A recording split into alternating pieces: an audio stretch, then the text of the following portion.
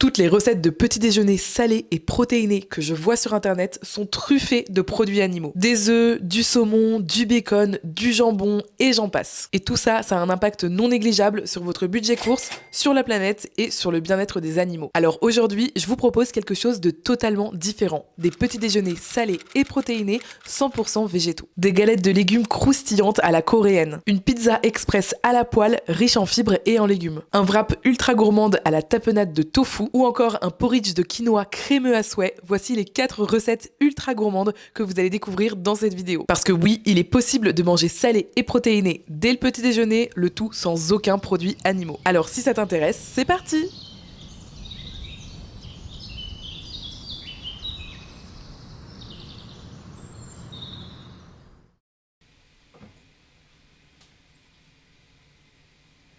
La première recette de petit déjeuner salé et protéiné est extrêmement simple et elle ne nécessite que quelques ingrédients. C'est vraiment l'une de mes recettes préférées. Elle est tellement rapide à faire, tellement protéinée, riche en plein de bons nutriments. Et ça commence par un bloc de tofu. Donc vous pouvez prendre comme moi du tofu très ferme, mais ça fonctionnera aussi très bien avec du tofu semi-ferme. Et le second ingrédient, c'est tout simplement des olives vertes. Donc je les prends en bocal comme ça. Et ensuite avec une cuillère à soupe, je récupère les olives et je cherche pas spécialement à les égoutter en fait. Je vais pas non plus verser toute la saumure dans ma préparation, mais s'il y a de la saumure qui vient avec les olives, c'est très bien aussi. Donc je mets mes olives dans mon mixeur avec mon tofu. Et ensuite, rien de plus simple, je vais tout simplement mixer mon mélange.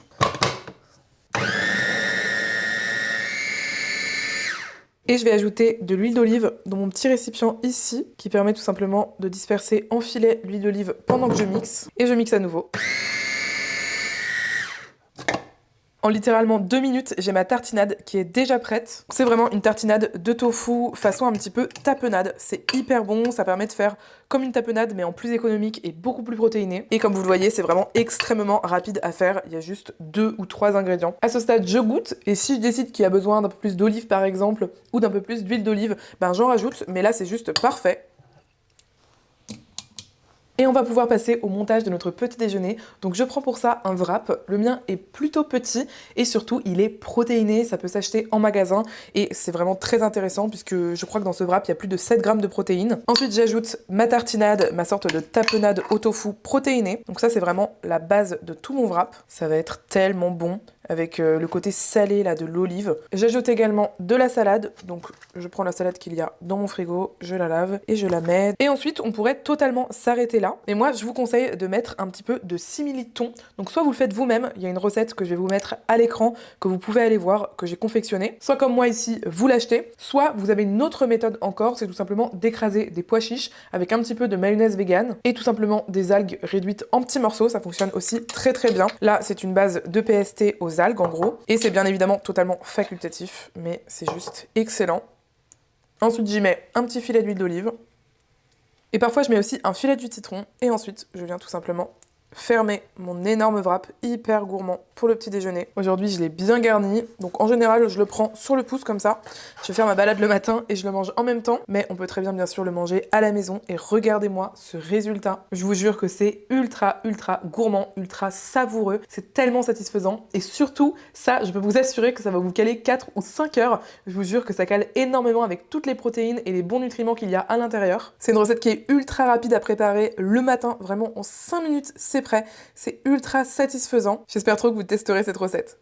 Aujourd'hui, je filme avec mon nouveau joujou, ma toute petite caméra qui fait 53 grammes et qui filme en 4K. Le modèle, c'est la Go Ultra de chez Insta360 et c'est un petit bijou de technologie. Elle est ultra pratique et elle filme dans toutes les situations.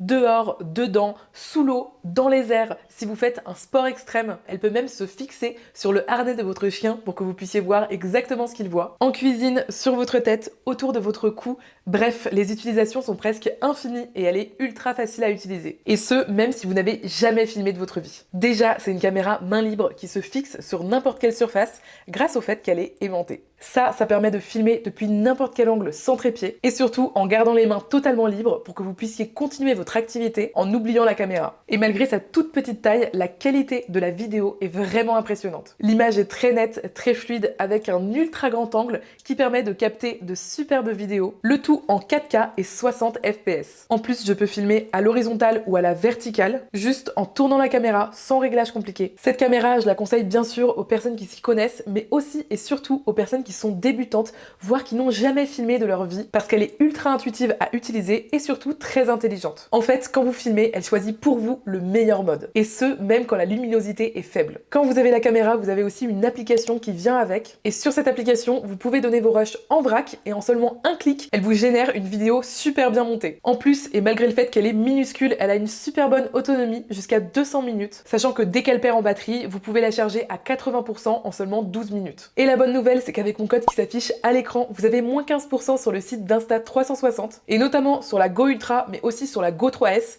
De toute façon, cette marque fait plein de caméras qui sont incroyables. Donc n'hésitez pas à aller voir, je vous laisse le lien en description. L'offre est valable du 17 au 31 mars. Ok, alors pour la première recette de nos petits déjeuners protéinés, vegan et à index glycémique bas, on va commencer tout simplement par un oignon. Vous pouvez mettre un demi-oignon si vous voulez. On va tout simplement l'émincer. J'ai préchauffé ma poêle en inox. On peut voir que les gouttes perlent parfaitement. Ça veut dire que la poêle est prête à devenir anti-adhésive si on y met un petit peu de matière grasse. J'y mets un mélange d'huile d'olive et d'huile neutre.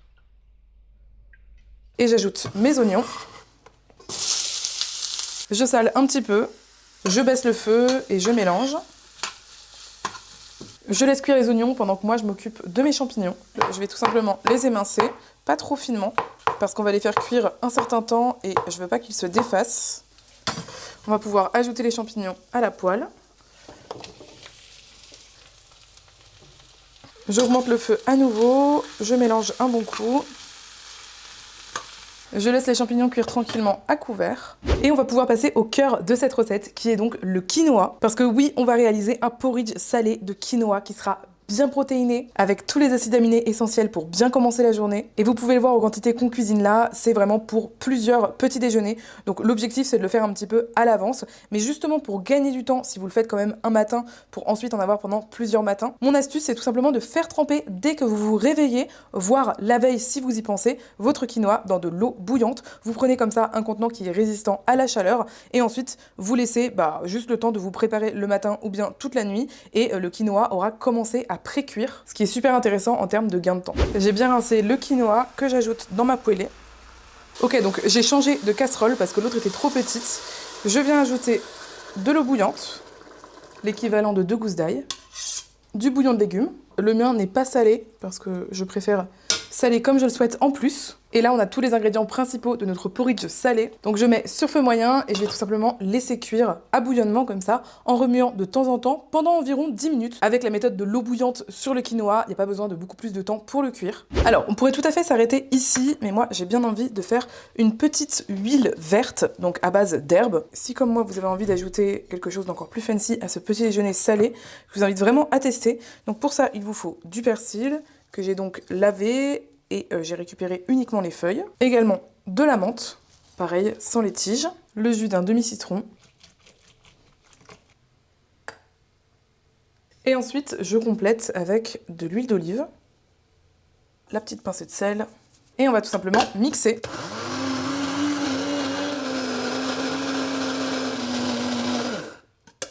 Pour un petit kick, j'ajoute également du gingembre. Vous connaissez ma méthode, c'est du gingembre que j'ai congelé. C'est beaucoup plus facile à râper de la sorte. Je mixe une dernière fois. Et voilà, mon huile verte est déjà prête. Regardez-moi cette magnifique couleur, ce sera juste parfait sur notre porridge. Finalement, la cuisson n'a pris que 5 minutes. Vraiment, c'était extrêmement rapide et c'est exactement cette texture qu'on veut. L'objectif, c'est que ça se tienne comme ça, que ce soit vraiment très très fondant. Ça sent extrêmement bon. C'est le moment de dresser. On commence par le porridge encore chaud. Si on le souhaite, on peut ajouter quelques lamelles d'avocat pour la gourmandise. Le côté gras et en même temps hyper bon pour la santé.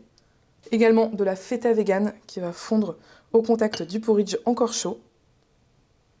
Des petits morceaux de tomates séchées que j'ai réhydratées, parce que moi je les achète sèches, pas à l'huile, mais ce sera parfait à l'huile également, bien sûr. Et enfin, quelques touches de notre huile verte, qui est juste magnifique.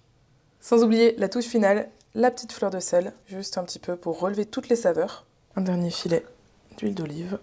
Et voilà, notre porridge salé de quinoa est prêt. Il est juste magnifique. Regardez-moi ces couleurs, ces saveurs, c'est juste extraordinaire. C'est un petit déjeuner qui va vous apporter tous les nutriments nécessaires dès le matin, qui est très très gourmand, très savoureux, qui va vraiment bien vous caler pour toute la matinée. J'espère trop que vous allez tester cette recette parce qu'elle est excellente. Et encore une fois, ça peut paraître un peu long, c'est vrai qu'il y a plusieurs préparations. Il faut bien retenir que l'huile, elle n'est pas du tout nécessaire à faire, c'est vraiment un plus. Mais si vous n'avez pas le temps, n'hésitez pas à la zapper. Et surtout, c'est une préparation que vous faites une fois pour plusieurs petits déjeuners dans la semaine, donc au final le temps investi vaut vraiment le coup et c'est pas si long avec l'astuce de l'eau bouillante sur le quinoa cru.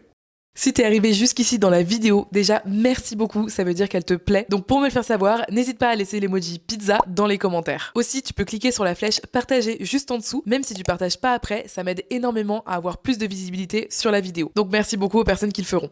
Notre troisième recette salée commence avec des flocons d'avoine. Donc il faut prendre des flocons d'avoine qui sont comme cela, c'est-à-dire petits, un petit peu cassés, pas ceux qui sont hyper épais parce qu'ils mettent plus de temps à cuire. Et ça va être la base de notre pizza parce que oui, on va réaliser une pizza vegan sans gluten de petit déjeuner. C'est vraiment une idée de petit déjeuner parfaite, il n'y a pas du tout besoin d'allumer le four bien sûr. C'est une pizza à la poêle et le second ingrédient, comme vous le voyez, c'est une carotte râpée.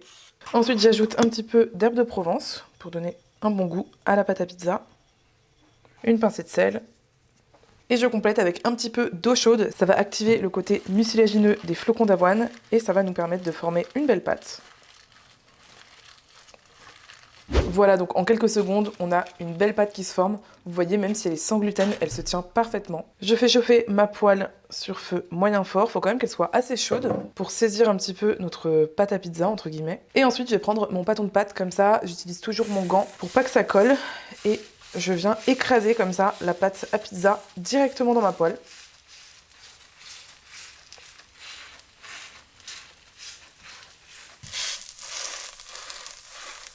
À ce stade, je baisse le feu pour que la galette cuise tranquillement et j'ajoute ma sauce tomate. Ensuite, vous mettez les légumes de votre choix. D'habitude, je mets un champignon, mais je n'en ai plus malheureusement. Donc, je vais mettre des tomates séchées que j'ai réhydratées moi-même. Je mets également des olives. Là, vous faites plaisir, vous mettez ce que vous préférez. J'ai également du jambon végétal, donc je l'ajoute. Bien évidemment, je n'oublie pas un peu de fromage râpé.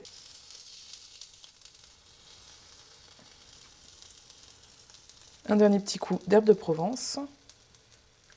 Je mets le feu sur feu moyen et je vais couvrir ma pizza. C'est important qu'il y ait un petit peu de vapeur sous le couvercle, comme ça le fromage va pouvoir bien fondre. Et là, j'attends environ 5 minutes que ça cuise. Et voilà, au bout de quelques minutes, la pizza est prête. Le fromage est bien fondu, elle se décolle toute seule. Pour ça, j'ai utilisé une spatule.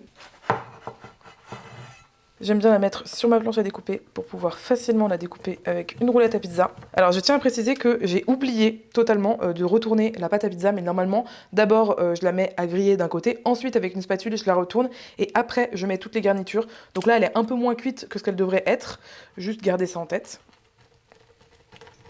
Franchement, si comme moi, vous aimez la gourmandise d'une pizza, vous allez adorer ce petit déjeuner. On a vraiment tout le côté réconfortant et gourmand de la pizza, sans pour autant manger quelque chose de gras qui va être lourd sur l'estomac. Au contraire, grâce au flocon d'avoine, ça va nous offrir plein de protéines et de bons glucides pour avoir toute l'énergie nécessaire pour bien commencer sa journée. Vraiment, c'est une recette que j'adore, vous pouvez mettre ce que vous voulez dessus. J'espère que vous allez vous empresser de la tester, parce qu'elle est mine de rien très rapide à faire et absolument excellente.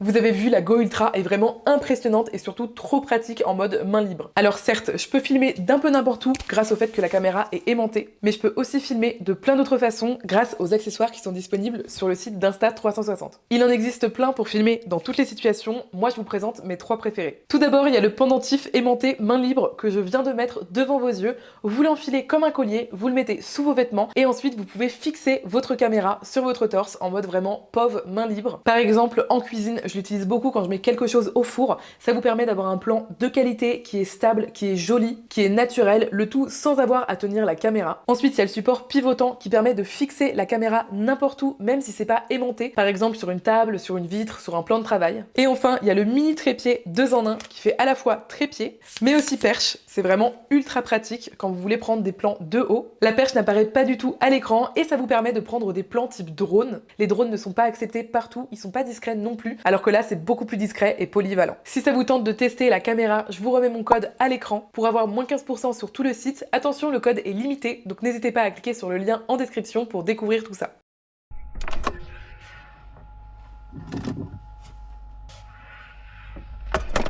Pour la 4e recette, on va faire une recette que j'adore d'inspiration coréenne. C'est une sorte de galette bien croustillante à base de farine de riz, de légumes. Donc je commence par prendre les légumes que j'ai dans mon frigo. J'insiste sur ce point parce que l'objectif c'est pas forcément d'acheter des nouveaux légumes. Moi je les fais vraiment en fonction des légumes de saison que j'ai chez moi. Ici je vais mettre une carotte râpée, c'est en plus très économique. Ensuite, je vais mettre des pousses de haricots mongo. On les appelle à tort les pousses de soja, mais c'est bien des pousses de haricots mongo. Et je vais ajouter des ingrédients supplémentaires. Donc parmi ceux-là, des petites cébettes que je vais hacher. Je vais faire pareil avec 3 gousses d'ail. Ce que j'aime bien faire, c'est que je les tape comme ça avec un couteau. Et comme ça, elles sont toutes écrasées. Et ensuite, c'est beaucoup plus simple pour les hacher, parce que vu qu'elles sont déjà écrasées, c'est comme si elles étaient déjà en morceaux. Donc hop, j'ai pas besoin de passer plusieurs fois dans la gousse d'ail pour la hacher. Et ensuite, je repasse un coup par-dessus. Et là, c'est parfaitement bien haché. J'ajoute le tout dans mon saladier. J'ajoute du gingembre que je râpe. On pourrait aussi mettre du piment. Et maintenant, on va ajouter de la farine de riz. C'est bien de la farine de riz classique et non pas de la farine de riz gluant. Néanmoins, si vous cherchez des recettes pour utiliser votre farine de riz gluant, sachez que j'ai fait une vidéo dédiée sur le sujet. Je vous la mets dans le petit i. Je mélange pour bien répartir la farine un peu partout dans les légumes. Et ensuite, je vais ajouter de l'eau. Donc, je commence par 100 g. Je vais mélanger. Là, je vois qu'il n'y a très clairement pas assez d'eau, donc je vais jusqu'à 150 g. Voilà, donc là, j'ai la texture parfaite. On peut voir, c'est encore relativement humide, sans être non plus liquide. Et je vais pouvoir former une première galette sur le feu. Pour ça, je mets un joli fond d'huile de cuisson. Le but, c'est vraiment que ça croustille dans le fond. Et ensuite, j'ajoute une belle poignée de bon mélange. Et pareil que tout à l'heure, je vais venir étaler comme ça à la main, le plus finement possible, mais évidemment sans me brûler. Ok, donc comme tout à l'heure, je vais utiliser ma spatule pour bien passer partout en dessous pour pas avoir de mauvaises surprises. Et ensuite, je retourne ma galette. Je vais augmenter un petit peu le feu. Elle commence déjà à être bien croustillante. Ça m'a l'air cuit de l'autre côté, on va vérifier la cuisson. Parfait. La galette est juste trop belle, bien croustillante. Ça donne juste trop envie pour un petit déjeuner salé. Bien évidemment, vous pouvez manger la galette juste comme ça. Et ce serait déjà délicieux, mais je vous montre une autre façon de la servir. Donc moi, je sers ça avec un petit peu de salade sur le dessus, comme ça. Et ensuite, j'aime bien mettre un tout petit coup de vinaigre de cidre, majoritairement pour la salade. Facultatif, mais pour donner un goût supplémentaire, un tout petit coup d'huile de sésame toastée. Et si j'ai envie, un tout petit peu de piment haché. Et j'aime bien ajouter également une touche de sauce soja salée. Non mais regardez-moi cette magnifique galette à la chimji coréen. C'est excellent, c'est coloré, c'est gourmand, ça apporte plein de légumes dès le matin. Le vinaigre de cidre dans la vinaigrette va vous aider à faire baisser votre index glycémique dès le matin. Donc c'est pas forcément un objectif, mais c'est toujours bon à prendre. Et c'est déjà le moment de déguster notre galette. Vous allez voir, elle est vraiment croustifondante. C'est absolument délicieux. J'ai pris un petit peu de mayonnaise végane parce que, pourquoi pas, ça se mange comme ça traditionnellement. Et là, on a vraiment la bouchée parfaite. On va se régaler avec ce petit déjeuner épicé, riche en légumes, riche en fibres et en énergie. Vous allez adorer. Manger du chou tous les jours pourrait protéger contre l'apparition de certains cancers. C'est fou, non? Du coup, je vous ai préparé une vidéo 100% chou avec 4 recettes différentes pour apprendre à cuisiner les choux de façon gourmande et équilibrée. Si t'as aimé cette vidéo, alors tu vas adorer celle-ci. Du coup, je te laisse cliquer pour aller la voir. Moi, je te dis à tout de suite sur une autre vidéo de la chaîne et d'ici là, je te dis à très bientôt.